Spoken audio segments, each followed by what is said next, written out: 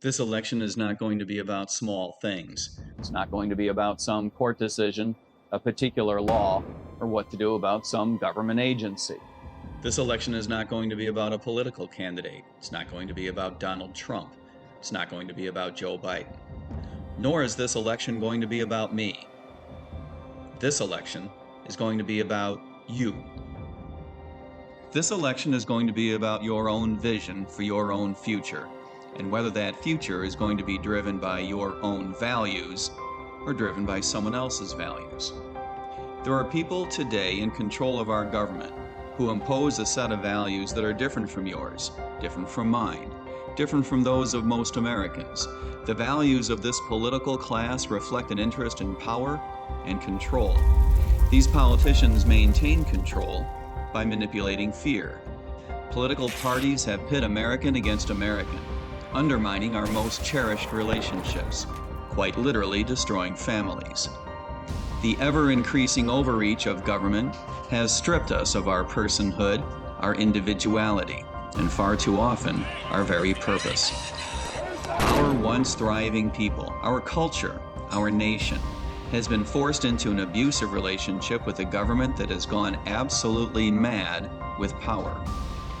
I'm Mike Tremont. I'm running for president to end the abuse, to build a new relationship between us and our government, to replace the old abusive relationship with what I call a gold New Deal. In any abusive relationship, it can be difficult to see the signs. Signs like gaslighting, violence, wasted money, infidelity. Hope is not lost if we forge a relationship with our government that is, once again, based on our own values. To live and let live, to allow our fellow Americans to pursue happiness according to their own standards. It's time to stop fighting with each other and start fighting a political class that takes our money and disrespects our values. It's time for a gold New Deal. As president, I will end U.S. involvement in foreign wars and stop sending our money and our young people overseas to fight in wars that profit the elite. A gold New Deal means that I will regain our financial freedom by axing government regulation and spending, by dismantling a Federal Reserve system that undermines our standard of living. A gold New Deal means that I will reverse the weaponization of our justice system, stop abusive law enforcement practices by demanding accountability, and end the hopelessly counterproductive war on drugs. A gold New Deal means that I will put an end to the Orwellian surveillance state that offends our rights, break up the FBI that insults our values, and end the CIA that has caused worldwide embarrassment to us as Americans. I'm Mike Tremont, and all I'm asking is for you to stop putting up with the abuse. To learn more, visit goldnewdeal.org.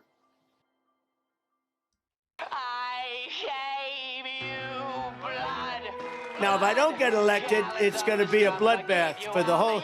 That's going to be the least of it. It's going to be a bloodbath for the country. That'll be the least of it. Now, if I don't get elected, it's going to be a bloodbath for the whole. That's going to be the least of it. It's going to be a bloodbath for the country. That'll be the least of it. Now, if I don't get elected, it's going to be a bloodbath for the whole. That's going to be the least of it. It's going to be a bloodbath for the country. That'll be the least of it. Now, if I don't get elected, it's going to be a bloodbath for the whole. That's going to be the least of it. It's going to be a bloodbath for the country. That'll be. Now, if I don't get elected, it's going to be a bloodbath for the whole. That's going to be the least of it. It's going to be a bloodbath for the country. That'll be the least of it. Oh, yes. There will be blood. Nothing but the blood of Jesus. Ladies and gentlemen, fuck it. Welcome to the pre-recorded version of the show. We'll just bring Dave in. Who cares? Nobody's watching, but somebody's going to watch this in the future. So there's a part of me that envies people like Dave Smith who are still sticking to the pre-record style, because it does take like 25 layers of complication out of this entire process to just be able to sit down here, record, and see what happens. Dave, how are you doing? I'm doing great, man. Yeah, I Blood feel you. bathing it up? Yeah, I'm just fucking drenching myself in the bloodbath over here of Mhm. technology. No, I like to. It's just me and you, bro. No audience, so we don't gotta phone it in today, and Yeah. put on the. We don't gotta dance like monkeys. We can just have a We can just regular chill. conversation. Yeah. I think we've earned it. We've earned to not have to perform in front of people, especially since next month, in exactly 1 month from today that we are recording this, we will be live doing a podcast interrupting your lunch at the Libertarian Party of Maryland convention. I should probably have an overlay for that, but I don't because fuck it. I can't even get a live stream put together, so it is what it is. Dave, you got any thoughts on Maryland? You're still going, right? Honestly, You gonna bail yeah. on me? Listen. Not only am I going, but I think I'm more excited about that than I am about Washington D.C. That National makes sense at Convention. this point. I Yeah. really am. I'm serious about that. Me and you are gonna get a serious bro hang on 420 Mm-hmm. with the punk rock libertarian guys and Clint. And Mhm. I don't know if there'll be any presidential candidates there, but I'm gonna give them some. If there is, get ready, They're motherfuckers. scared. Yeah, None of the yeah. none of them are coming because they're scared. I'm pretty sure is the case. And when that happens, we will all of us people who have more followers on Twitter than most of the presidential candidates. Not me, but But other Clint, people we know Clint, definitely Clint, do. really, Yeah, yeah. exactly. Uh, we'll all call you cowards, and it'll be deserved because you ignored the great state of Maryland, who was generous enough to bring us out. Anyway, Yeah. now I guess do we play the intro? Is that a thing we do on a pre-record? I don't know. I'm like waiting for the chats to come rolling in, and they're not going to, sadly enough. But Mm-mm. I guess we could fuck the intro. Let's make Mike Tremont the intro. Let's just jump straight into this. But before we do, credits. We gotta thank people like Abergut Authoritarians. I know he changed his name, but we'll get there. Kimberly Owen, Grumpy Gnome, RJJC, Justin Savoy, Silas Lane, Bonnie Jeffers, Ozymataz, Buck Shank, Danielle, Keith Compston, Vanzot Media, Rick Duran, Javari, John Odermatt, Tim Brown, Aaron something, and a bunch of others. If you want to get your name on that and have your name read incorrectly someday, go to patreon.com/the system is down, where you'll get more weird, more raw, more offensive, more content. I think we might do an after party today, as moot of a point as it is to do an after party after a not live stream, but we will probably do it because I really want to. Patreon.com/the system is down. Go check it out. We're going to be talking about Willy Wanker and his chocolate factory of fun. So check that out and support the show and all that. Now, we opened the show with Mike Tremont's new ad. Dave, was this your first viewing of the Mike Tremont ad? Second, as a matter of fact. Second? Yeah. What'd you think? As always, great work. You're gonna start with me, dude. We should start Yeah. with you. What about me? I made the thing. I approve. Your opinion. Right. Okay.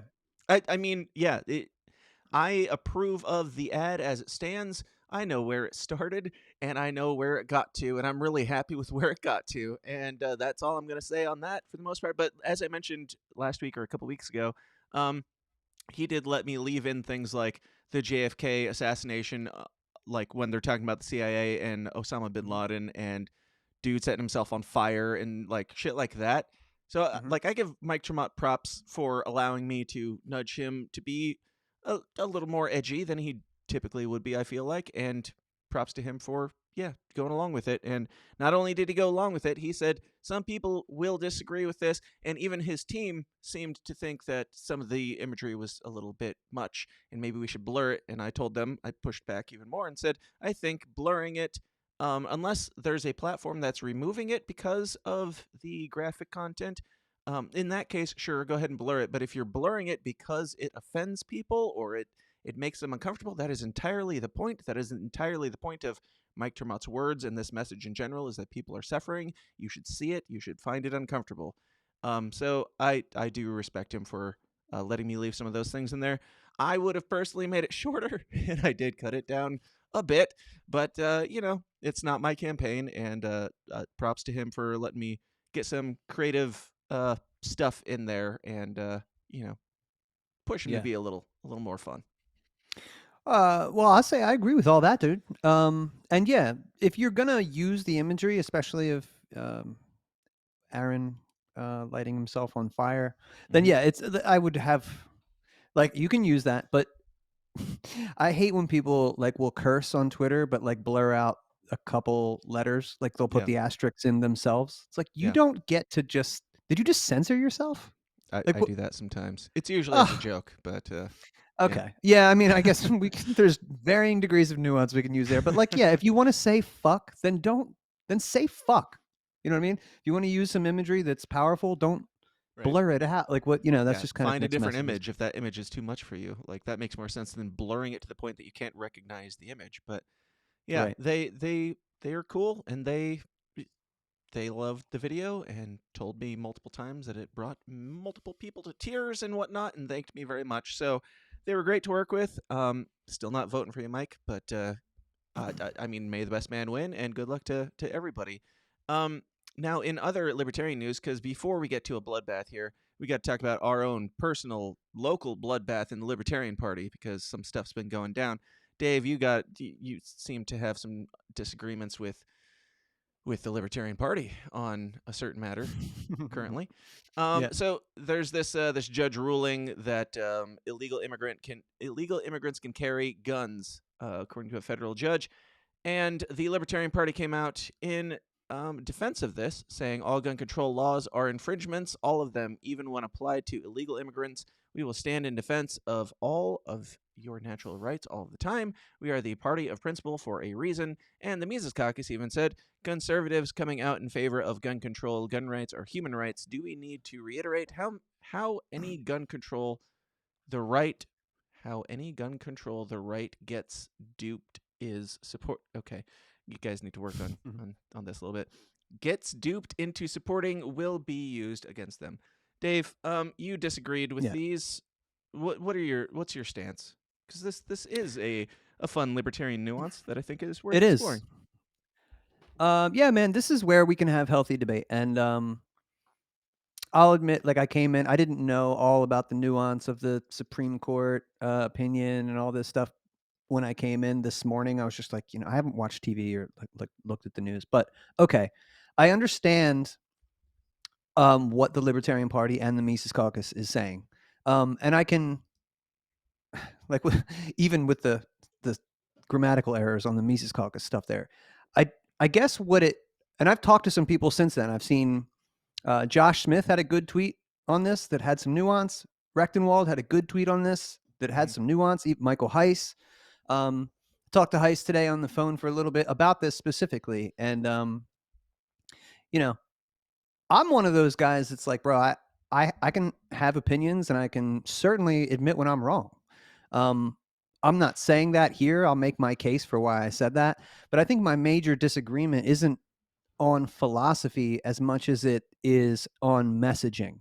So like there's a lot of people, I think, between the Mises Caucus and the party, we're talking about probably 500,000 people almost that follow those accounts. I bet you they're not all aware of like the nuance, surrounding Supreme Court decisions or just opinions or whatever like that. Yeah. So I think that without having all that, without using some of the nuance that Josh did, and Rec went right to the property rights argument here, that I think just coming out and going, we are libertarians, we are for natural rights, illegal immigrants have natural rights, they get guns. Like if you read that as a layman, like, dude, it irks me that that's even where we're spending our time. But at the end of the day, man, this is, as Rec alluded to and some other people, property rights is paramount. Illegal immigrants do not have a right to be here. So you certainly do not have a right to be here armed. You do have natural rights, as all humans do, right? But you don't have the right to be here. I mean, the issue for me is like these are people that are generally make it very difficult for Americans to get guns, but then when it comes to illegal immigrants, like the difference in it's kind of the same as like, I don't know, social care and such, where it's easier if you're an illegal immigrant. Maybe I'm talking out of my ass, I don't know. But if there's any more ease for an illegal immigrant to get a gun, I think that's a big problem. I think it is debatable as far as the libertarian stance. Like, sure, you crossed a border. I mean, but what you're saying is definitely true. It absolutely is, and the incentive is there too. Like, we're praxeologists, right? So if you're an illegal immigrant, the only option for you is to get an illegal firearm and probably stay on the black market, which might lead you to crime and all these other things. But But as a then you, libertarian, is there such thing as an illegal firearm, Dave? Should but there that's what I'm be? saying. The first thing first is they don't have the right to be here. That's the Sure. first thing. So I kind of liked if how you want Jeremy to, Kaufman put it. If you're like afraid of somebody in your society owning a gun, then they probably shouldn't be in your society. I'm kind of paraphrasing, but like the problem is that you're here and you weren't welcome here to begin with. This is just another layer. Like, I understand your point. This is another layer of insult to injury to be like, you get these rights even though you shouldn't be here. But to Mike Heiss's credit, really, he always kind of has a way of bringing me back down to reality and, big picture in it. And he said, dude, this is all seems like very much so problem, reaction, solution. So yeah, what the Mises Caucus couldn't quite word properly with that tweet, they're probably right. It's just, again, this is about messaging. yeah, So it is probably true that the problem is that there is millions of illegal immigrants coming over because of an organized globalist technocrat, destabilization program. So that's true. And then the reaction is the conservatives, right? The typical, like, the gun guys in this country will call for further legislation on cracking down on whatever this group of people because of the fear that comes with this. And then the solution will be for the departments who have been here for 20 years, Department of Homeland Security, Border Patrol, all the rest of it, to really tighten up. Like, yeah. they'll get you to beg for it. So I understand that argument fully. I get it. I get that rights don't come from the Constitution. Yeah. But the Constitution is a legal argument that protects citizens of this country. Somebody who comes here illegally is not protected legally by that document. Sure. Legally, you have a right to not be murdered in this country. If you cross the border and you're illegally here, do you then have a right to be murdered? You have a right to defend yourself at all costs. So this is part of what Josh was talking about. I'm not even talking about self-defense. I'm talking about the law that says that you can't murder a person if you're here illegally. Since you're here illegally already, do you have a right to not be murdered? Because it's kind of like the gun thing, and I'm not even sure where I land on. I am sure that you should not. I would You have prefer a not be you have a murdered, right to but- no one has the right to murder you because you're here, but you absolutely should be. You should be removed. The Sure. property owners, or the ipso facto property owners, or the closest you can get to that, have the right to remove you from the property. Right. But Absolutely. the argument of as long as you're here, you don't have, or as long as you're here, you have a right to have a gun. It's kind of like saying, as long as you're here, you still have the right to not be murdered, even though you're not here legally. By the way, I'm not saying that. If you're here illegally, I'm not saying that you have a right to have a gun. You have a right to defend yourself, but no, you don't have a right to come here and be armed because you don't have the right to come here. It's like, I don't know, man. We don't have to spend too much time on this. We did plenty of libertarian debating last week. I am interested in it, and I've heard lots of good people. There's good people on both sides. But no, I always err on the side of the property owners, of the people that live here when it comes to this kind of stuff. So Yeah. that's where I usually am at.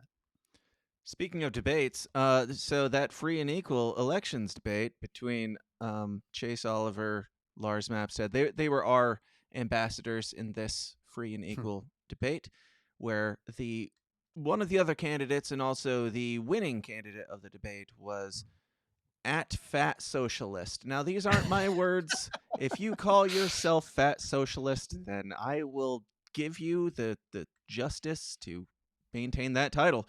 So fat socialist here, also known as Jasmine Sherman, won the debate. Now, this is in a heavily blue state. I believe it was in New York, right? I'm pretty sure. I think so. Yeah. Yeah, NYC.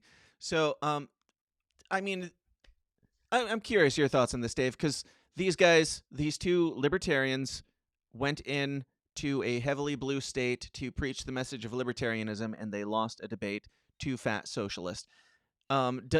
Is it a net positive that they got their message out to a bunch of blue liberal New York City folk, or is it a net negative that now they will forever be the libertarians who lost to at fat socialist? This is absolutely a net negative and is a microcosm of why you can't have somebody like Lars or Chase up at the helm, because it will do damage to your brand. So that doesn't mean they're all to blame for this chick coming out on top. That's the fault. That is the inherent fault of disagree. democracy. That is the inherent fault of democracy. So this person is completely unimpressive. She comes out and goes, yeah, I'm fat. Yeah, I'm a socialist. Yeah, I'm black. And what? Like it just, I can't believe it. In fact, I retweeted from Free and Equal that this is a condemnation of democracy in and of itself. This is what you get, a result when you just leave it up to whatever the masses. This is the result. And Free and Equal like that. They're like, yeah. they probably agree. So would you have or at least somebody encouraged does. Michael Rechtenwald or Josh Smith to not do this debate? Because No, it's a that's waste of the time. I'm Because saying they would probably still lose if we're going with democracy. no. As Rex said to Chase at the Pennsylvania debate, had Rex been on the stage, he would have had answers to these obvious socialists. He would have had a debate He would have made it a debate. He would have given you instead of a several sales libertarian pitches. argument. As he said, none of these guys defended capitalism. An absolute, what a wasted opportunity. And yeah, either it's neutral or negative. It's not positive for our movement, our I lean party, toward or neutral. anything. I don't think it's really negative because I don't think that anybody was there to hear them, like in this blue crowd, or I don't think they were going to change any minds. I don't think they harmed anything because I don't think people are going to remember them to link them back to the Libertarian Party.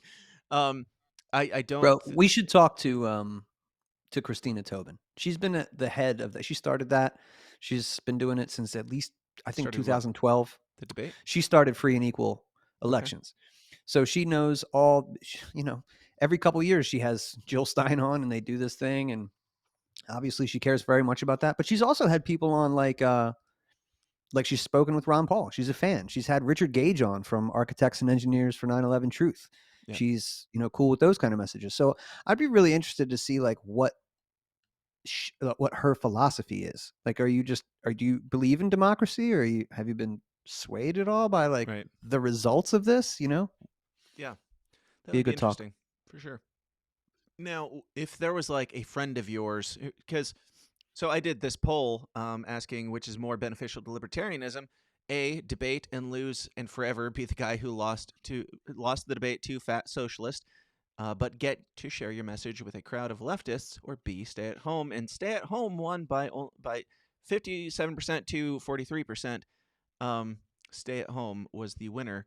Now, I don't know if I agree. Like, if you had a friend who was just some dude who discovered libertarianism, he was a cool dude, and you're like, yeah, you don't have this all figured out yet, and you might not be like the best debater, but for some reason this guy, let's say, was running for president, because some libertarians do that much too early in their libertarianism, and that dude got invited to this debate. He's a cool dude. He agrees with you on everything, but he's not a great debater. Should he still go and do the thing and speak the message to these people, or should he stay at home? I think that there's no harm in him going and doing whatever he can do in that area, and I don't think it has the net negative impact that you seem to believe. It's risky, man. I mean, like we ran a guy, just as a microcosm of this. We ran a guy in Delaware who wanted to run for House rep, so a federal position, right? Yeah. Big office, and he got to debate like the main people, like the Republican and like the woman who's actually makes decisions right now, making millions of dollars off big pharma. He got to go on the radio to like a conservative station, and like these guys are sympathetic to libertarian messages, so they bring libertarians on and libertarian leaning conservatives. Yeah. And the one guy's a huge Massey fan. So here's a guy running for House rep as a libertarian, and here's this Ron Paul guy who's really excited about this. He's like, so what do you think about Massey, dude? And he goes, who? He goes, Thomas Massey. He's like, yeah, I've heard the name. Like, we can't. That is harmful to the brand. If you put up people who aren't ready, bro, it only looks bad on you, man. It only will it will forever keep the trust factor, which is essential first before anybody votes for you. You're laughing stock. So no, I don't. I think when a libertarian goes up there, like Chase, and doesn't defend property rights, doesn't defend, whatever aggression for kids, doesn't defends Lupron, all these things. Yeah. This can hurt the brand big time. So I don't know. I disagree. I think, but that's Well, okay. I've been disagreeing with libertarians all day. Yeah, and I'd say that's probably enough on libertarians because they spend enough time on themselves. And I'm not a debater myself, but as of last week, we all know that Dave is a master debater. Actually, I went by and watched some of that, dude. I do think that I kind of kicked some ass. Master debater. Yeah. Thanks, man. So if you guys disagree with him on any of this stuff, it's not becoming upon me to disagree with him for you. Invite him on your show because you inevitably have one, and it's probably great. And have him debate you, and that's between you guys. Let's talk about something that normal people care about. Don Lemon and Elon Musk. Did you catch all this Don Lemon and Elon Musk back and forth, Dave? A little bit, probably not all of it, but some. Well, we're really only going to touch on the most recent because it's not that interesting. But it's the ending, I think, is the most fun, which is where we're at now on the timeline. But so basically, the abridged version is Elon Musk was going to hire Don Lemon to be one of his X-platform, whatever anchor shows like Tucker Carlson is, and everybody said a collective in unison, including Don Lemon, probably. Why the fuck would you do that? And it was going to proceed, and then I don't know. They had a little bit of back and forth. Let's see. There was an interview that Don Lemon did with Elon Musk, and then like the next day, Elon Musk pulled the plug on Don Lemon's show, and by that I mean his massive funding of Don Lemon's show. Don Lemon can still do his show, but in this interview, there's some clips. I don't have them pulled. Go check it out.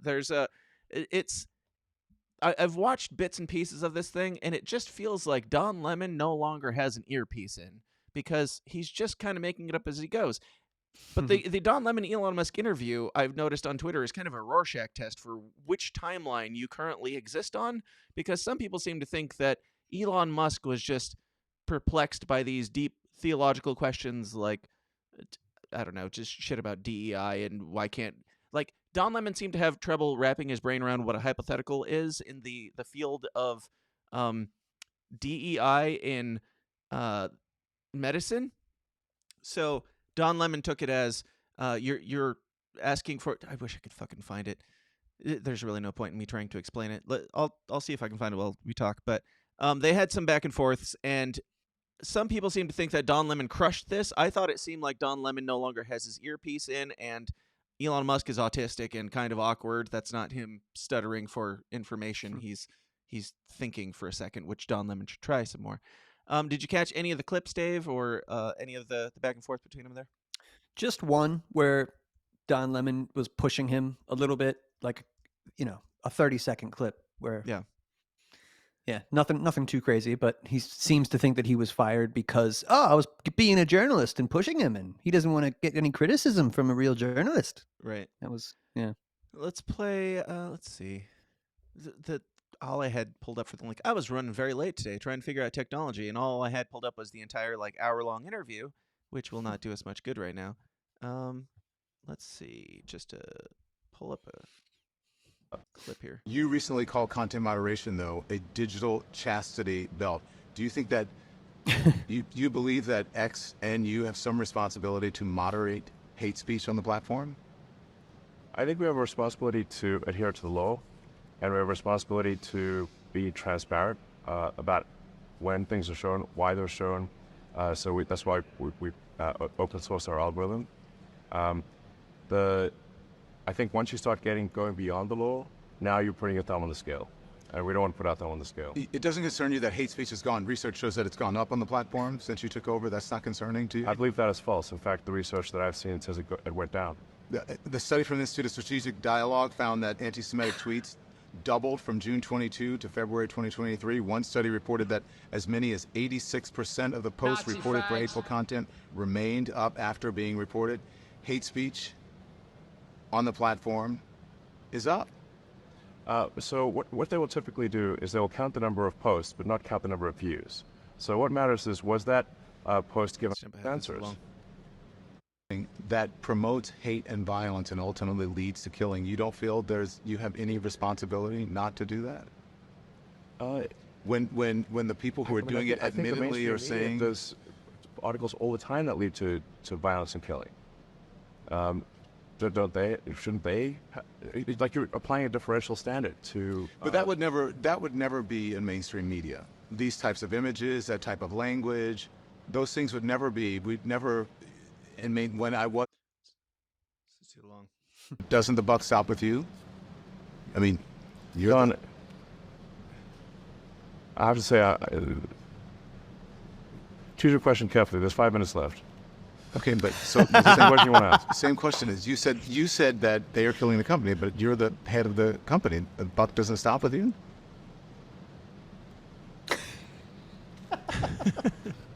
I acquired X in order to preserve freedom of speech in America, the First Amendment. And I'm going to stick to that. And if that means making less money, so be it. I'll take it. Yep. So I have to be, listen, I'm just being honest, right? I'm not trying to I don't believe it, but I'll take it. get you or anything. I was just surprised that you would blame other people for killing the company. I mean, when you say the buck stops with the president of the United States, regardless of what happens, right? So why would that question upset you? You seem upset by it, are you? This is so bad. I think And I'm not trying to upset you. Like, just as far as an interviewer, like from an interviewer perspective, something that I've done a time or two. I'm not good at it, but Don Lemon feels like he's the one floundering, and Elon Musk is just like, what are you talking? He just keeps coming back to, but don't you feel bad? Don't you feel bad about that? Why do you seem upset? Why are you mad? Like, why are you upset? Like, I don't know. Yeah, like a provocateur, not a Uh-huh. journalist. It's a Why little you get different. mad, bro? Why are you mad? Yeah. Well, you are upsetting me because the way you're phrasing the questions, I think, is not cogent. It's not what? Not cogent. Cogent. Yes. Go ahead. So And that's where Don Lemon proved that he doesn't know what the word cogent means. Just watch the look on his face when he encounters a word that he's never heard before. is not cogent. It's not what? Not cogent. Cogent. Yes. Go ahead. Sure. Yeah. Please continue. Don't focus on that. If given a choice where an advertiser is saying, like, you have to censor all this content on the platform, irrespective of where their advertising appears, then our answer will be like, look, you can choose where you want your advertising, what you want your advertising to appear next to, but you can't insist on censorship of the entire platform. And if you insist on censorship of the entire platform, even where your advertising doesn't appear, then obviously we will not want them as an advertiser. So what would you say to advertisers who have left the platform or who are considering? All right, who cares? Anyway, it wasn't a good interview from either perspective, and I can understand why somebody who already hates Elon Musk would go into this and be like, he's awkward. Yes, he is awkward, and he does stutter a lot. Why do I want to say Cory Booker? Don Lemon, on the other hand, they don't all look alike. Don Lemon, on the other hand, just seems like an antagonistic douchebag who, it feels like an interrogation, much more than a Clint Russell style. But this is, while Don Lemon has, like, this massive contract that they're supposed to be coming to agreement on, he's doing this interview where he's antagonizing his future boss. It almost seems like he doesn't want to work there. And I don't blame Elon Musk, even if, like, I agreed with Don Lemon on more things, which I don't, even if he made better points, which he doesn't. Don Lemon's attitude here is like, what are you trying to do? Like, I don't know. It makes me suspicious that he was actually trying to get the contract pulled so that he could come out and say Elon Musk does not defend free speech, which he did, and claimed that Elon Musk canceled his show. And Elon Musk responded by saying, you can still do your show, I'm just not paying for it, basically. But most importantly, and most recently, from thedailymail.co.uk, so you know it's legit, Don Lemon, Switch. There we go. Don Lemon demanded Elon Musk send him to space for the first podcast from a rocket, as well as wanting a free Tesla Cybertruck and $5 million up front to host X show that he'd have full control over. So it's probably just that Elon Musk doesn't actually like free speech, why he he canned a guy who we were all wondering why he hired in the first place. But it might have something to do with Lemon's demands. Now, this is what you call the high ask, like in financially and just physically. He wants to be sent to space to do the first podcast from space. He's not shooting for the moon. He's shooting for the stars. And God bless him. You got any thoughts so far, Dave? Yeah, I mean, this is all so ridiculous, but I'm like, when you're trying to find the root of the problem is that Elon Musk said, "Yeah, I'll pay you." At one point, he said, Right. "I'll pay you to do the Don Lemon show on X." So I don't know what this new fucking Already, fad we were all confused.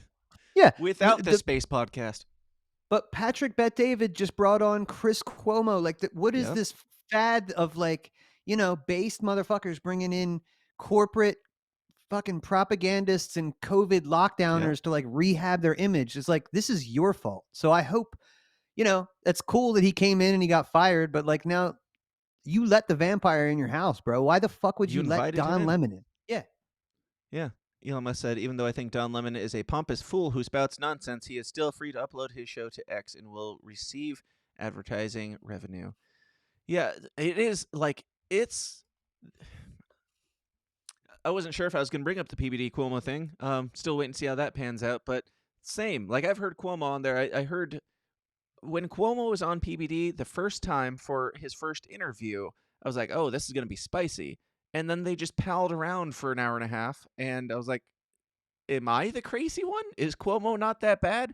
And I'm pretty sure I texted you, or I texted Craig or somebody, and was like, Cuomo is really sneaky here. Like, just watching the interview, I was like, this feels like a rebrand that so blatantly. It's amazing to me that PBD is falling for it, or I don't know. Do we go to conspiracy land and claim that PBD is controlled opposition as well, Dave? I won't take it that far yet, but I wouldn't throw it out. But I will say that the vibe I get from PBD is that he is not a dissident voice. I think that guy would like to be the mainstream. He would like to be the new CNN. So I'll absorb all the CNN talent. Oh, whatever. You guys got a following? Cool. Well, whatever. Like, he doesn't care about that. Yeah. Anybody.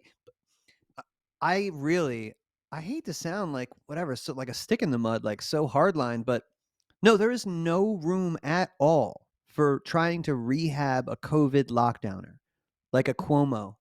Talk about a silver spoon, like elitist from like a political family, generations worth of, the revolving door between politics and media. Like, fuck that whole family. Fuck you, dude. Remember, dude, it was only 3 years ago, Chris Cuomo and his brother Mario Cuomo. Was it? Yeah, Mario Cuomo, the New York mayor, like doing interviews together during the lockdown. Oh, you're doing so good with the city, and your television show is so great. You're doing so good. You're telling people the truth. Like, how anybody could want Did you say to. Mario Cuomo? Do you mean Andrew What's his Cuomo? name? Andrew Cuomo. Thank you. His dad was Mario Cuomo. That's I right. mean, Mario sounds like there's definitely a Cuomo out there named Mario. So But I don't know. that's the father. So that the father, they're both nepo babies, but Yes, the one they went were into totally media. palling it up for all of COVID, while Andrew Cuomo is, forcing COVID patients into nursing homes and killing people, and all the mandates and lockdowns and everything. Chris Cuomo was running cover, and all of that came long before the cover-up allegations of, oh, I grabbed a little bit of ass. Like, that was everybody. That was the society's way of getting him out of there without actually addressing the issue that he killed a bunch of people. But running cover for that, like, I understand blood ties and all of that, and the best that he could do would be to say nothing about his brother and not weigh in at all, but instead he ran cover for him and, played chummy, and that was their shtick on CNN for a while.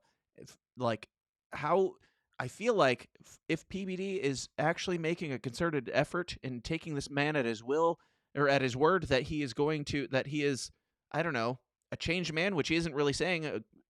Did you watch the interview with him and Candace Owens on PBD? No. That's a good one to check out, because she calls him to task, and PBD just kind of lets him say what he wants. I don't know. I'm suspicious. It's very odd, but for me to trust a Chris Cuomo on any network is going to and for me to trust any network that would hire Chris Cuomo is going to require a couple questions as to what happened during the COVID era. And he did his very Weasley Cuomo-ness to beat around the bush with Candace Owens as well. So check that out and decide for yourself. But we do have to talk about bloodbaths, Dave. It's the most important thing today. All the rage these days. That's right. The bloodbath. That's right. And I don't know if this is a good time to say it, but if you are personally experiencing some sort of bloodbath in your life, contact Lone. Have you or a loved one been injured by some fuck nuggets, reckless driving, a tumble at your shitty job, or some other form of dumb shit outside of your control? Well, fear not, because today's episode is sponsored by a lawyer.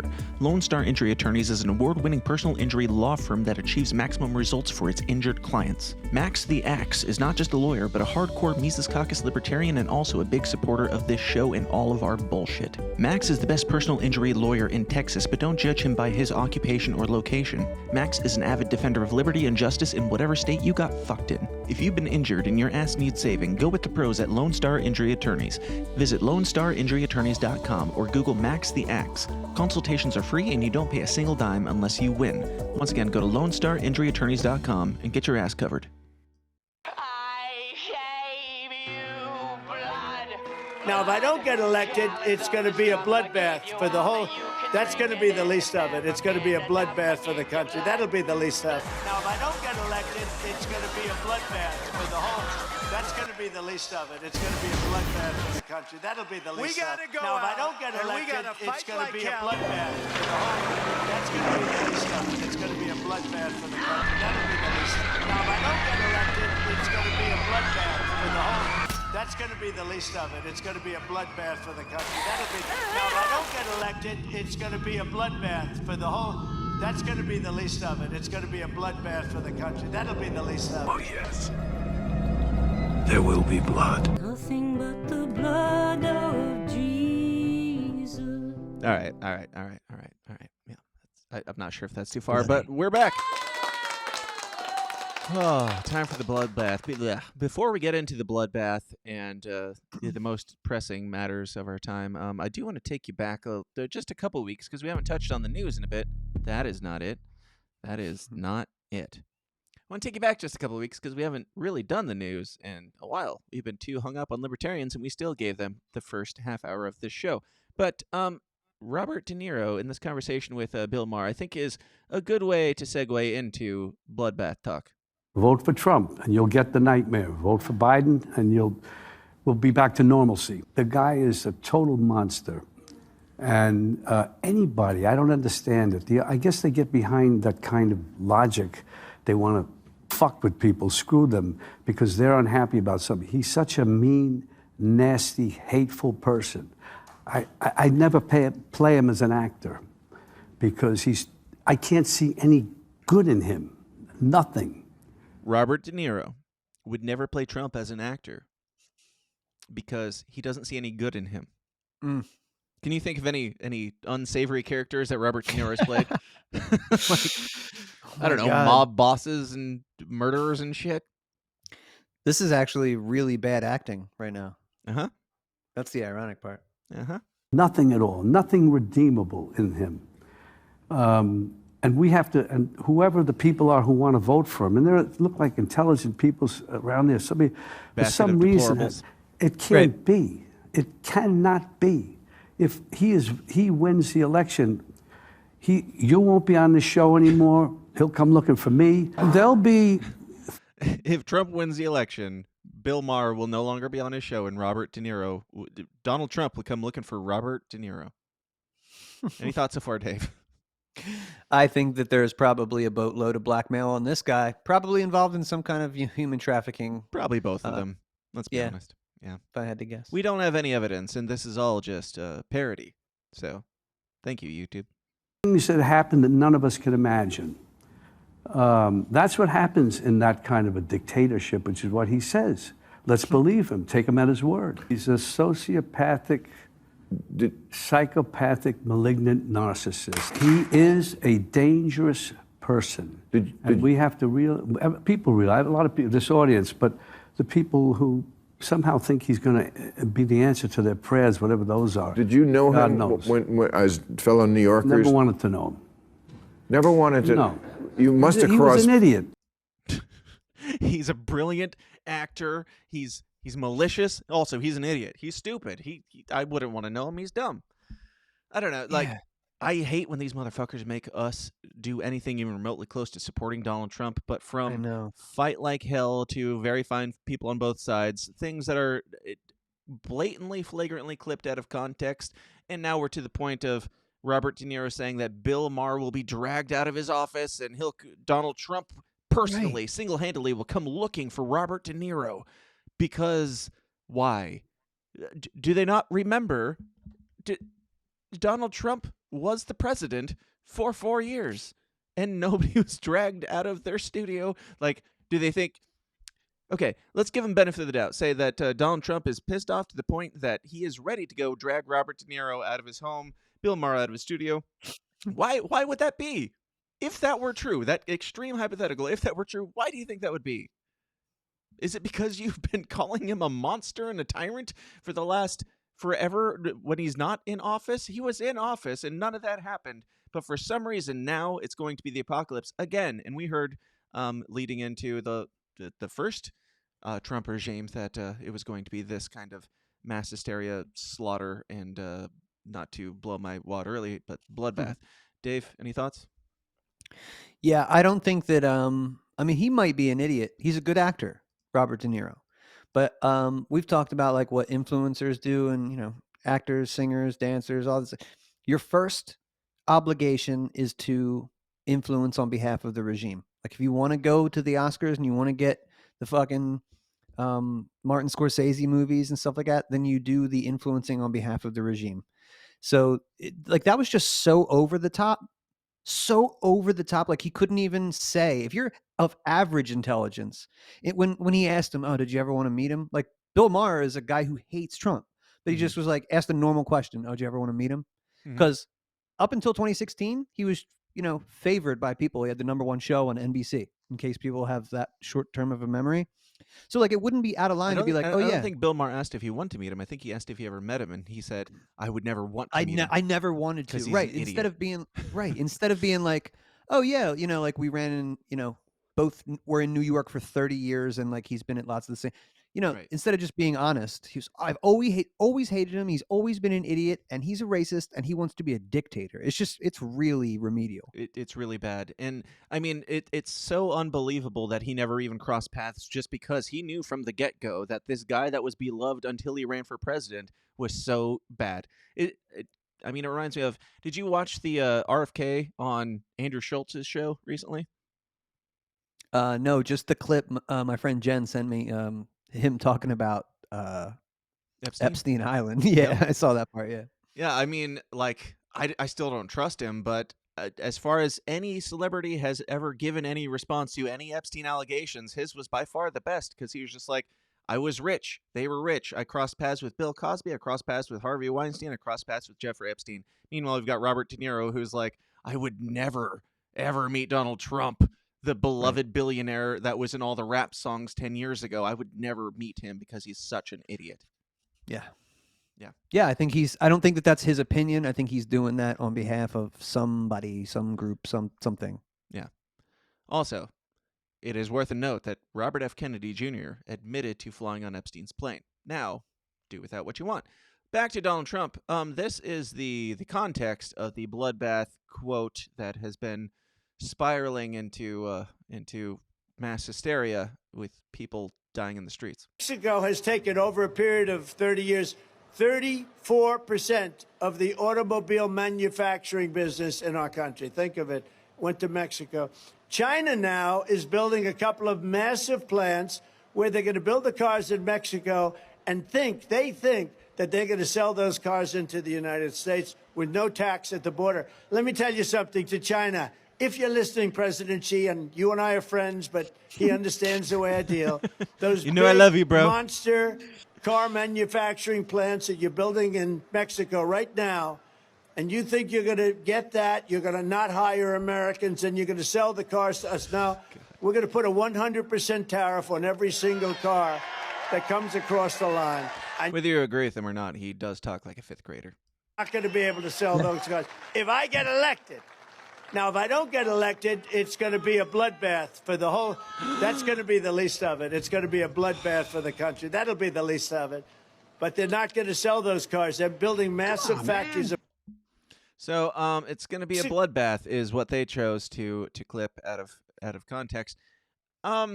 Yeah. Again, dumb of Donald Trump to say this. For one, like I don't know, like what do you think about this? It's kind of like if a libertarian goes on national media and says that Kennedy should be Kennedy would get us a bunch of votes, and somebody clips that out of context and uses it. Is it the clipper's fault for using it, or is it your fault for saying it out loud when you know that you're being filmed on national television? Donald Trump, by this point, he has to know what saying bloodbath would mean. I take it back. I'm just thinking out loud here, but like this in context, Donald Trump saying this, if you have the context, is so flagrantly obvious that it's not him calling for a bloodbath, because he's talking about the automobile industry all the way up to the point where he says, if this happens, that would be great. If I get elected, that would be great. If not, that situation that I was just talking about would be a bloodbath. I don't know. It's a fucking minefield, especially when you're Donald Trump and everybody has it out to get you. What do you think, Dave? Should he have not used the phrase bloodbath, or do you think that everybody's obviously retarded?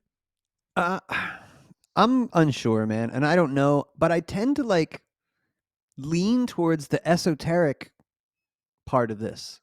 So I think that Donald Trump is and I'm only going by history and what I know, so I could totally be wrong. I'm wrong all the time.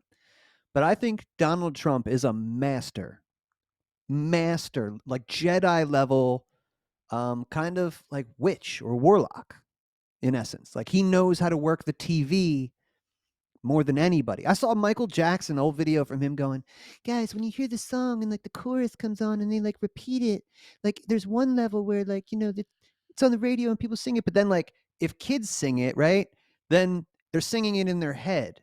And it stays in the consciousness. And then it elevates from just like kind of individuals to like this next level kind of thing. And like so the bloodbath thing, I have to err on the side of very intentional, right? I think he probably knew. I just think that's where I go to. So I like it. I Keep think going.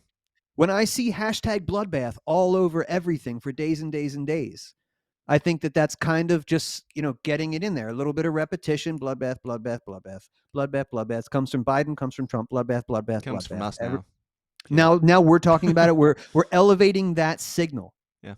You know what I'm saying? I think that's what's happening right now.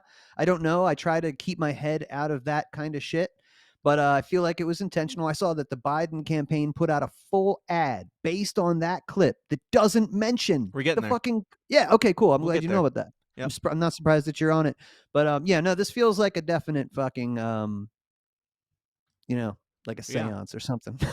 Oh, we've got Biden's response and we've got Trump's response, but first let's get the most important man who everybody needs the opinion of, Joe Scarborough's response to the bloodbath clip. More Satanists. If it plays.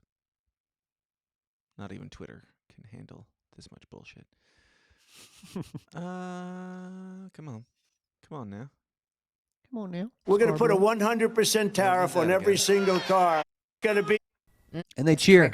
News, the form of the speech, the Trump campaign tried to clean up those comments, insisting in a statement to NBC News the former president was only talking about a bloodbath for the auto industry and auto workers. And before everyone gets triggered and is shocked, because this is a shock opera, It's just a lie, that we have to unfortunately endure because Dave, I love you and hate you, because now I'm looking at this from multiple angles, and I've got the conspiracy mind, the tinfoil cap on.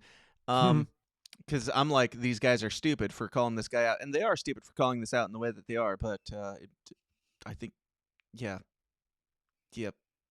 I don't know. I don't like supporting Trump, so thank you for showing me the way.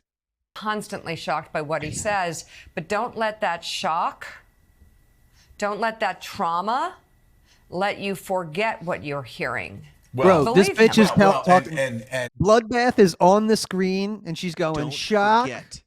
trauma, shock, trauma, bloodbath. Bro, this is fucking quit MK Ultra me, bitch. Yeah, do not forget what you're hearing. Shock trauma, bloodbath, Trump. Do not forget that. Jonathan Lemire, back to you, because you're reporting on this. You know, it was a distinction without a difference. He was talking about the auto industry. Then he pivots. He goes, it's going to be a bloodbath. So, okay, maybe if I don't get elected, it's going to be a bloodbath. Okay, maybe you can connect that to the auto industry. Maybe you can. Okay. But again, I've never really heard people discuss macroeconomics in terms of bloodbaths. But maybe so. But that's just patently false. That it's a very common phrase, and it's going to be okay, Joe. Let's just say for argument's sake. But then he says, and that's going to be the least of it. That's going to be the least of it. If you think there's going to be a bloodbath in the auto industry, even if you take that argument at face value, which, again, given the tone of the rest of the speech, bloodbath, I'm not so sure he's talking about the niceties of international trade there. But let's just take that argument as is. Then he goes on and he says, that's going to be the least of it, and repeats it. Now, Dave, taking the conspiracy hat off, what's your response to Joe at this point? In what Donald Trump said, from their perspective, their corporate media perspective, are they making good points here against Donald Trump saying this? I mean, maybe in a total professional wrestling sense, but this is, bro, you can never forget that MSNBC absolutely is like, this is not legally defined. I think it was the Peter Thiel case, and Hulk Hogan did this, and Alex Jones did this, and these guys could get away with it too. They are not delivering the news. They are delivering opinion, and they are playing characters, and she is the daughter of Zbigniew Brzezinski, fucking butcher of, you know, how many millions of people died under that guy's, you know, plans for Afghanistan, and, you know, everything that's happening right now with Ukraine and Russia. Like that guy was involved in all kinds of that shit in the 70s and 80s. This woman is continuing that legacy of murder and death. They work for the death cult. The CIA runs this news program, and this is, I'm not sure if it feels like all professional wrestling. Like Trump gets to say the thing, and that his base will go, oh, he didn't mean that. He was trying to take care of auto workers. Yeah. And that's great for his base. And these guys get to go, oh my God, did you hear what Trump said? We should take him very literally. I'm really glad you heard, Dave. Otherwise, I would have been that guy, that first guy, but without the Southern accent. So go ahead. No, I'm good. No, I don't take anything these guys. It's all a big circle jerk. It feels like these guys get their ratings. They get to talk shit, and Trump does too. Yeah, it all does feel controlled. And when you look at it from that perspective, Trump's thing seems more intentional, and this seems like the obvious response, and we're going to get into Biden's response and Trump's response, as I mentioned. But, even from the non-conspiratorial realm, like, just to, like, the normie person isn't saying, like, oh, man, I don't want to go into work tonight. There's going to be a rush. It's going to be a bloodbath. Like, that's a fairly common phrase, and for them to take it to this context is absolutely absurd, whether it is all mutually controlled or not. Either way, Joe Scarborough is a fucking idiot. It's going to be the least of it. Obviously, he's talking about a bloodbath for America. It's laid out in the terms of it. And these idiots on Twitter, these idiots on cable news, these idiots on Sunday shows going, well, presidents, you know, he was talking only about the auto industry, and this is one more. It's just bullshit. Let me say that at 6:15 a.m. It's just bullshit. Ooh. He knew what he was doing. We're not stupid. Americans aren't stupid. He was talking about a bloodbath. We're not stupid. We've just never heard the phrase bloodbath before without it meaning the president of the United States will wield a sword and slaughter everyone among us. This is that thing again where they don't take Trump seriously. They take him literally. So that This is since the beginning. And he just said it. That's how he put the bow on that. Like what he is inferring is that Trump means violence. Yeah. That's what this guy's trying to say. Yeah. And he knows that that's false. He's a lawyer, just like the rest of these people. He's a lying lawyer. Yeah. And it sounds like the closing argument on a case, like when he speaks. It's like, we're not stupid. You're not stupid, right? People of the jury, you're not stupid to fall for this man's accusations that bloodbath means anything other than slaughtering innocent civilians, right? Right. Even De Niro threw a little bit of that, and he's like, all his supporters and stuff. I'm sure there's some smart people in there. Right. Let me preface this by saying, you guys aren't bad. He's an idiot and a racist and I'm a dictator. not calling you a basket of deplorables, not you in particular, but I think everything that you believe is evil. Right. Now, as has been mentioned, of course, Joe Biden had an almost immediate response, like the day or two after this came out. He was on it and released this. Now, if I don't get elected, it's going to be a bloodbath. And it's going to be a bloodbath for the country. Jews will not replace us! But you also had people. Straight into it. Wow. Straight into something that has nothing to do with Trump. Unapologetically, bro. Yep. Amazing. Yep. Like all the narratives that have been obliterated. I know most people are not paying attention and they're still falling for these things, but all the narratives, just throw them on there. Fight like hell. Good people on both sides. Like, it's patently provable. It's very easily provable that this case that they're using straight out the gate of Donald Trump being a white supremacist because he said very fine people on both sides, it's very, very provable that he did not say that in that context. He condemned white supremacy totally immediately after when it was cut for all the media to use. Which, Dave, do you think that was... do you go to the extent that that was orchestrated as well? That he put those words in there and so that they would use them so that this WWE style match will persist? I don't know. I doubt that one. I mean, it was used the same way as all the others, the Fight Like Hell and the bloodbath. Yeah, it wouldn't surprise me if I discovered that. I don't know. It looked like in that video where he was trying to explain, very fine people both sides. He looked a little bit more nervous, and it was like before the press, not before an audience, which he's really comfortable with. A speech that you do for your people is a lot different than going before, the prostitutes. So, Yes. I don't know. You could definitely be right though. Yeah, I don't know. All right, so straight into the Jews will not replace us, because that completely relates to this bloodbath thing.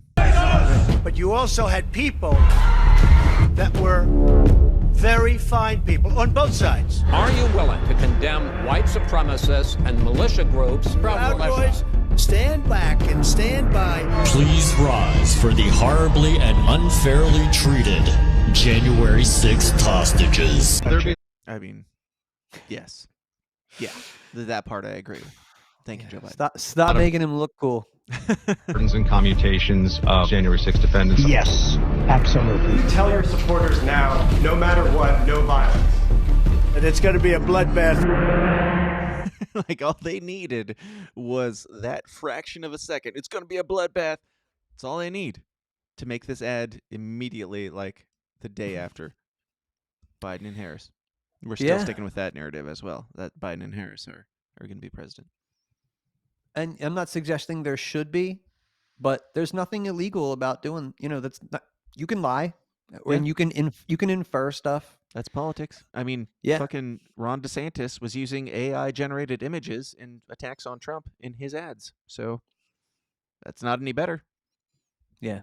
But unfortunately that requires like an informed public. And that's why they spend the money they do on dumbing you down and making sure you're entertained and not engaged. Yeah. Now, it seems like they're pushing forward with this Biden-Harris thing with no, primary of any kind, no debate. Just Biden and Harris are doing it, so everybody else shut the fuck up and don't point out the elephant in the room. We've talked about this before. We've speculated on what their out could be. It seems as though they haven't found one.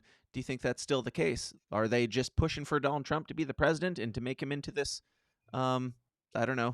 great antichrist savior of some sort? I remember thinking in 2020 when the debates were happening, but it was like right as COVID kind of, 6 months in or whatever. And the debate was, Bernie in a mask and Joe Biden in a mask 20 feet away from each other. Just like, it was kind of, I was like, oh, this is the end. They don't want to do that. I think that again, we'll go back, big picture, World Economic Forum, technocratic, globalist, corporatists, Satanists, they would just assume do away with all of this process. It's just kind of formalities. It has been for quite some time. But much like, kayfabe in wrestling died like in the 90s, maybe earlier 80s, I don't know. But do you know what that is, kayfabe? I wasn't that brand of nerd. Okay. So I watched the wrestling in the 80s and like maybe into my early teens. But there was a time when people really did think it was real and like the mystique was kind of there. There wasn't, the openness about it today. So like, and all their entertainers, had to stick to that. That was part of their contract. Like if you were out in person, you were your character. But at some point, the technology didn't allow that. Smartphones, obviously, or whatever, the internet, people are like seeing you out. TMZ. And that it got too much to kind of like bear that cross. So they just kind of, now it's just an open thing. Right. And I think politics might be reaching that point where people really they don't believe the crap anymore. The faith in news and media is at an all-time low. So I think that the powers that be know that, and they're probably going to give you, some new way of doing shit. And again, what is the ultimate goal? If you were the machine, right? If you're the AI, what do you want? If you're the total, tyrant, the only law you want, dude, the only law you want is comply. Simplify the code, right? You don't need all these laws. Just do what we say. Right. So I think to get back to your original point with debates and these things, no, I think Trump is, again, this is bipartisan support. Trump ain't debating you. What's the point? And people cheer that. And Biden's like, no, we're the guy, and we're not debate. Who we can debate? Marianne Williamson? Fuck you. No. Yeah. So what you're saying is democracy is dying out. Does that make you happy? Anti-democracy, Dave? But I think it's already dead, and the illusion of it is just what we've been doing. We've been doing the wrestling, the kayfabe version, for decades and decades, ever since JFK. Let's say that. There has been no statesman president. That was the coup, and you haven't had a legitimate leader in this country since at least then. Yeah. So yeah, it's all been, and I think that's Ron Paul's new book, by the way. Something about the, but it's mainly about that. It's got the coup in the word. Huh. But that's when we lost the experiment. Yep. Now, continuing with the professional wrestling of today, we have Donald Trump's response to Joe Biden's response to Donald Trump saying almost nothing. Here we go. We've got another tragic story connected to the border crisis.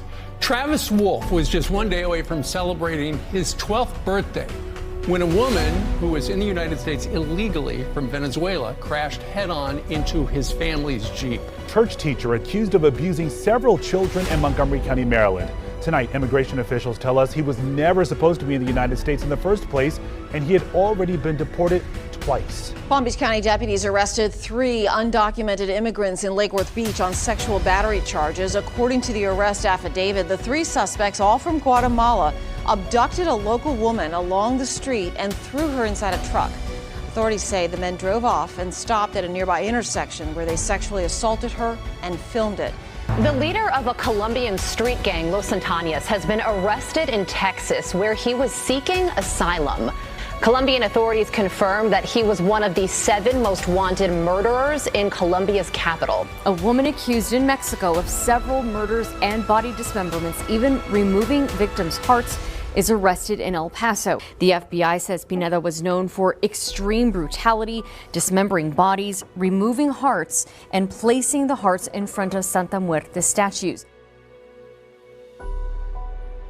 Biden's border bloodbath. So they took the whole thing and flipped it on its head and gave it a choke slam. And I gotta say, as a professional political wrestling fan, I respect it. And I will also say that Donald Trump's version of the bloodbath video is way more honest than Joe Biden's was. What do you think, Dave? I think this is a great political football, and this is all paving the way for Donald Trump's triumphant return and his inevitable huge hammer swing that will get thunderous applause when he. Can you not respect it, Dave? Can you not respect that? No, they no, took of the course whole I thing respect and the then hustle. retrended it into something anti-Biden? But I'm not it's kinda surprised. beautiful. I'm not surprised they could do that. That is what Trump always does: is give me red meat and the sugar rush and the own the libs. That is the appeal. Yep. And I definitely understand that. I love it. I don't trust it, but I love it because This is the problem reaction solution, though. Like, they are dumping all of these pieces of shit in your country on purpose to destabilize your society and your culture. And then when you go, please help us, they're being raped and murdered all over it, then they will send in the jackbooted thugs to do all the shit that they've been preparing since they came up with the Department of Homeland Security. Now you say pieces of shit.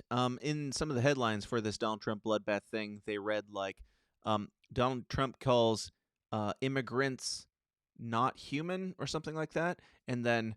Donald Trump says it will be a bloodbath if he doesn't win. Like, these two things were somehow related, and they weren't in the speech itself.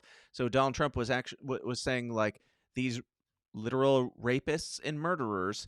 Oh, they're these humans. I don't even know if I would call them humans. Like, it's a total Donald Trump thing to say. I don't know if they're quite humans because they're rapists and murderers. I've no problem with that. But the way the media spun it into Donald Trump says immigrants are not human and calls for a bloodbath. Basically, it's impressive. Yeah, dude. The This is orchestration. the I think thinking that this is entirely controlled is giving them so much credit because it's quite well done, I must say. Dude, I get why people think government is filled with a bunch of bumbling idiots, because that's who AIPAC puts into power, because they are easily controlled fucking bumbling idiots. But that's just 435 members of Congress. The apparatus, though, is the most highly sophisticated murder machine ever devised in the history of the world. Ever. Yeah. And they get it. They get all the psychology. They've done all the research. Now, I don't underestimate your enemy like that, people. Yeah. My brain goes both ways and all the ways. And I thank you for making my brain go even crazier than it already was. Thank you, Dave, for keeping me grounded in Crazy Town. You're welcome, buddy. Where I reside. Pleasure. Proudly.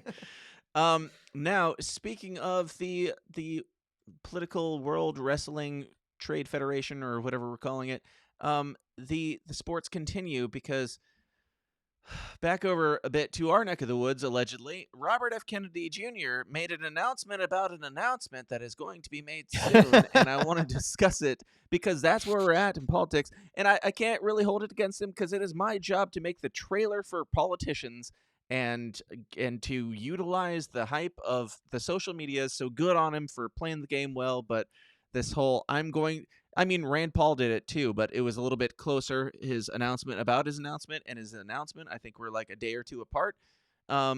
This is it's like the trailer teaser that they put out before the movie trailer, because we need trailers for movies too. That's where we're at. It's all entertainment, folks, and enjoy it while it lasts, because we're all going to die soon. Here's Robert F. Kennedy Jr.'s pre-announcement announcement. Hey, everybody, you probably heard by now that I'm about to announce my running mate, the person who will serve as my vice president. Those press reports got some of the details wrong, but on March 26th in Oakland, I'm going to straighten it all out. I'm going to announce that day an extraordinary running mate who's going to be my partner in governance. I can't tell you who it is right now, but I can tell you that I could not possibly have found a better partner for governing this country. And I'll give you another hint. This announcement is really going to shake up the political establishment. I'd love for you to join me in Oakland to welcome this dynamic individual into our campaign. We're about to take my campaign to a whole new level.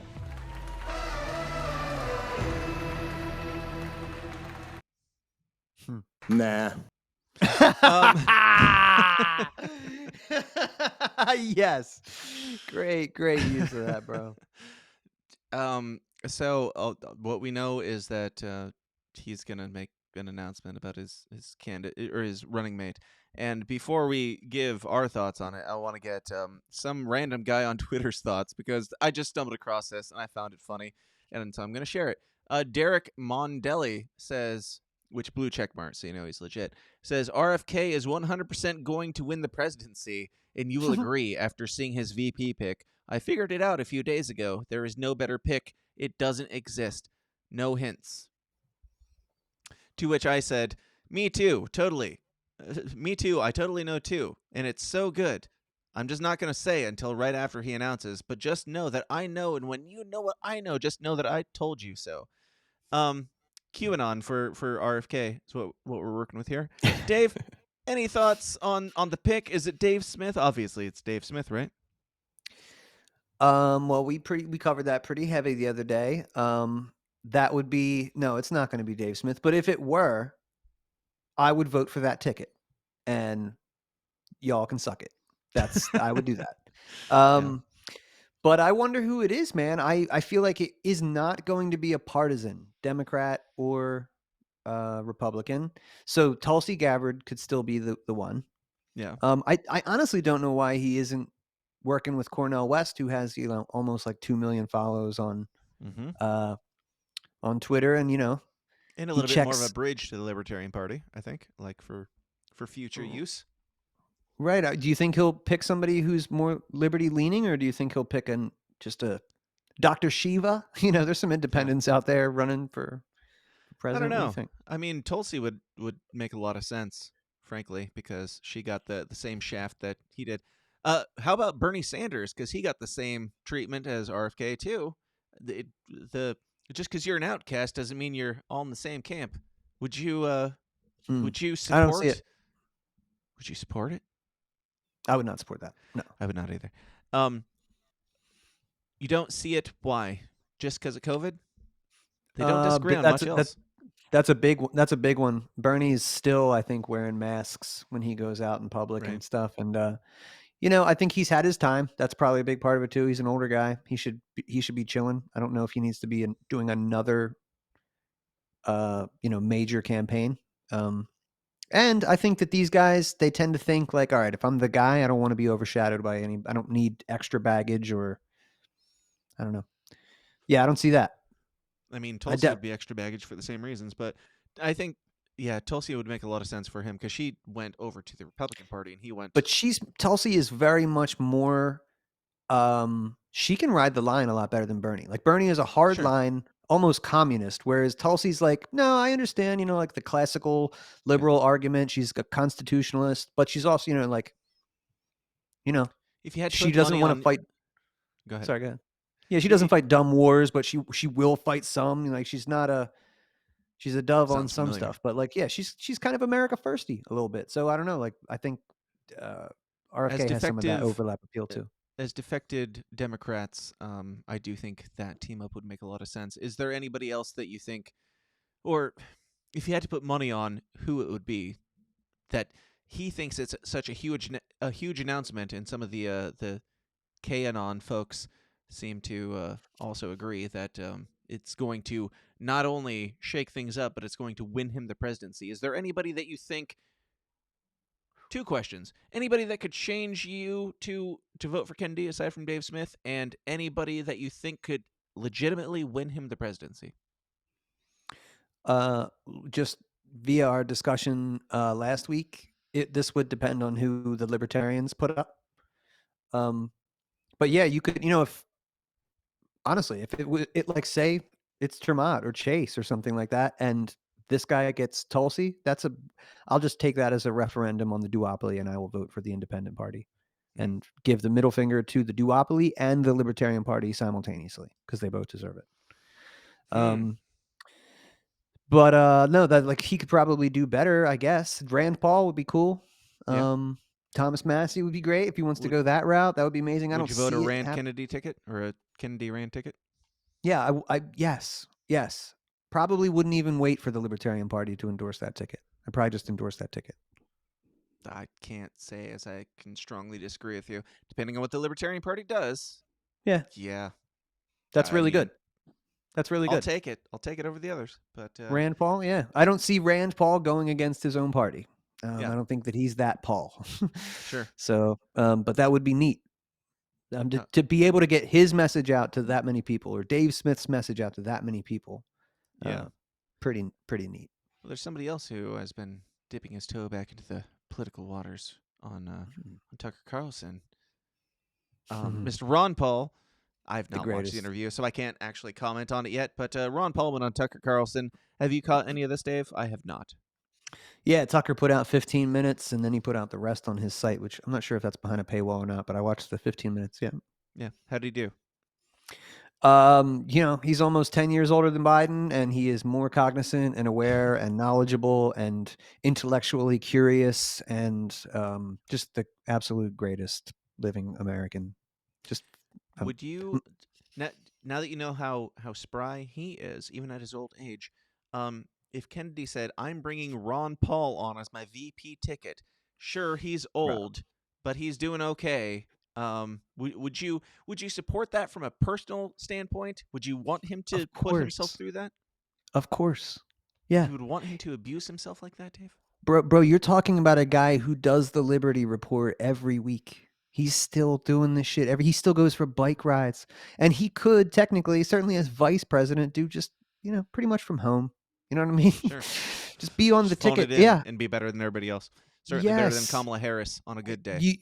I knew where you were going with that. And before you finished your third word, yes, I'm out the door. I'm out the door, and I'm working for that. I'm knocking on doors now. Sorry. Yeah, exactly. Thank you, Kennedy, for that. Yes. Yeah, I pretty much agree. Obviously that's complete fantasy football. Right. We're fantasy footballing, yes. Mm-hmm. But if that were to happen, yeah, that's a big win for me. If he can have any say, if Ron Paul can get into the White House and have any say in anything at all, I'm taking that ticket. Even if they give him a very tiny say, it's better than everybody else still. So I'm taking that ticket. Dude, an RFK Ron Paul, this is not going to happen, but this is so much fun. No, it's not. That ticket, that ticket would fuck up the duopoly. You're talking about 15, 20%, maybe more. That's crazy. Yeah. So even just as you bring Ron Paul's cardboard cutout to anything that the vice president doesn't do shit. Who cares? They can weigh in. He can weigh in by phone. Bring his cardboard cutout. Set it up. Yeah. It'll be better than Kamala Harris. I would do anything to see it happen. So, would I support it? Yes. Would I beg for it to happen? Yes. Will I think it will? No. But hashtag RFK / I don't think you can use / RFK Ron Paul cardboard cutout. Even that is still better than everything else we got going on. But let's wrap up with other good news in addition to Ron Paul being on Tucker Carlson and definitely running for vice president. Go call Ron Paul a coward if he doesn't run for vice president. I don't care what party it's on. Just call Ron Paul a coward for me, please. On other good news, this happened this week, which is really something. Virginia Tech. Newtown. 29 dead. 26. School shooters picking schools as their target for mass shootings because they know that they're fish in a barrel zones. There's no one there that's going to protect them. Happens. It's just another cycle of endless debate, inaction a lot of the time, and then just...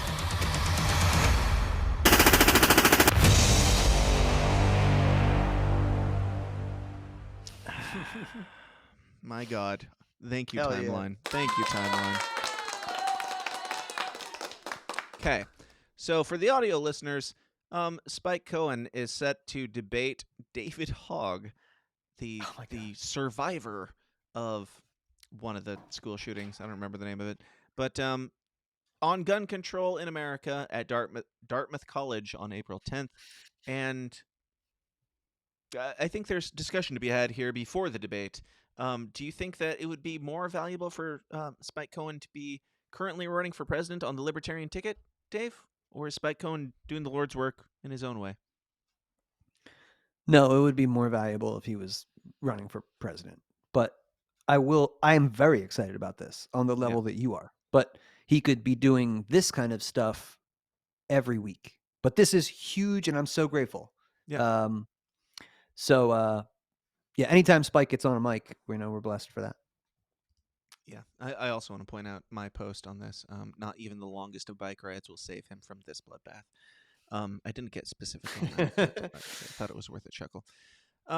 David Hogg, the man who survived a school shooting because he went for a bike ride and then rode back and became famous after all his friends died, is debating Spike Cohen, former vice presidential, former Ron Paul of the Libertarian Party, because Ron Paul is the new vice presidential obvious nominee for the Libertarian Party.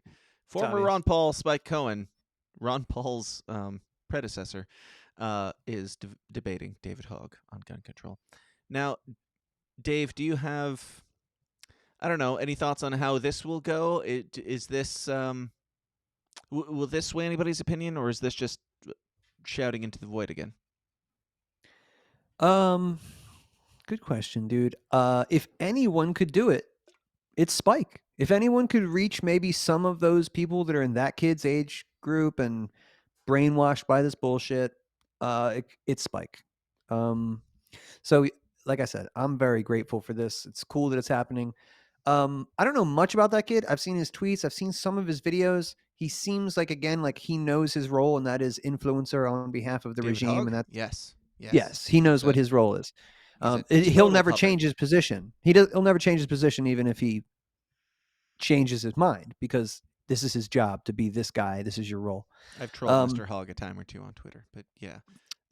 Total puppet. I mean, his arguments are so tired, and he's a kid. So, like Marv said in Home Alone, kids are stupid. Kids are stupid. That's right. Fucking Spike is really bright and really knowledgeable, and I think he's going to probably intellectually kick the shit out of that kid.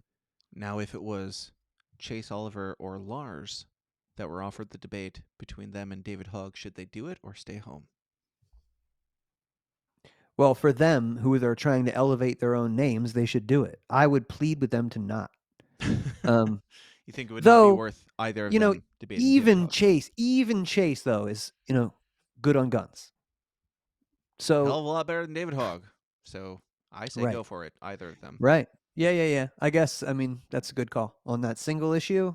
Hopefully they could do it. But Hogg is at least he's a gifted communicator to his kids. Like there's a reason they're using him as influencer. Yeah. So he's like you the got to Greta be careful Thunberg of guns. Right. So you got to be careful with these types. Though Chase is he's a slick talking motherfucker too. So yeah, I guess I'd be okay with that. I mean, I wouldn't be nearly as enthusiastic about it, but I would watch it, certainly, and hope that they did not take a poll afterwards on who won the debate. But Dave, I think that's it for this main episode, and it's nice to have the audience gone and be concise and just move through the articles and move it along. We are going to do just a bit of an after party. If you have not joined the Downers Club, go on over to patreon.com/the system is down and sign up for the Downers Club, where you'll get our conversation on Willy Wanker's chocolate experience. Dave, any thoughts on the Wrestling Federation of the Illuminati or anything else that we've discussed here, and any plugs before we go? Yeah, I maintain my position that everything is a psyop. There are no accidents. Be aware of the Hegelian dialect and the problem, reaction, solution shit. And that's always being used against us. There are no libertarian solutions inside of the empire. So, don't push. Don't push for more control, more government, more gun control. Everybody has natural rights. I totally get it. Just take the guns away from the brown folks, and you'll be fine. That's exactly. I was going to get to that part, but yes, please disarm anybody. I mean, Lisa would agree. Absolutely. Oh, I didn't even get to comment on the Termont video. Maybe we'll say true. that We did move along. Party. If you want to hear Dave's ragging on my client / guy that I interrogated, McCarthy style, join the Downers Club at patreon.com/system is down. Dave, where can people find you and your things that you do? Yeah, you can find me on Twitter at Dave vs. Glath1. Thank you for keeping the the old tag down there, and go follow me on YouTube and Twitter and TikTok too before the Mossad gets it. Yes. I don't have one of those because I'm not in favor of the bloodbath or China's takeover or whatever. I don't know. But thank you all for being here or not being here. Thank you for being here in the future. And thank you for putting up with the technology. You know who's to blame. You know who controls it. We'll see y'all next time. Until then, question everything, stay uncomfortable, join the Downers Club, get the after party, be bad, have fun, and let's get chocolatey. Welcome to the system, everyone's a victim. Doesn't matter if you're black or white, it hates you all. Here is how the system, violence is a symptom. Fighting for what's right, but somehow everyone is wrong.